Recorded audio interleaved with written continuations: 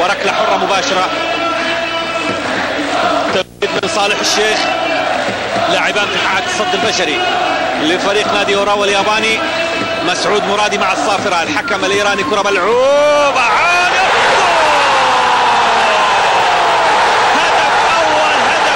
هدف اول للقادسية في الدقيقة 18. انطلاقة من حسين فاضل، كرة من الدفاع ورأسية في مرمى اوراوا الياباني بصافرة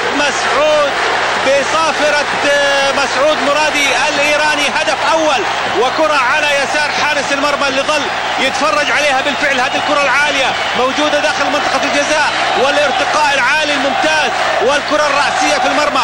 نتابع من اللاعبين. هذه الكرة عالية مرة أخرى ورأسية في المرمى. الهدف الأول لصالح فريق نادي القادسية، هدف في الدقيقة 18. تقدم لأصحاب الأرض والجمهور، تقدم لأبناء قادس.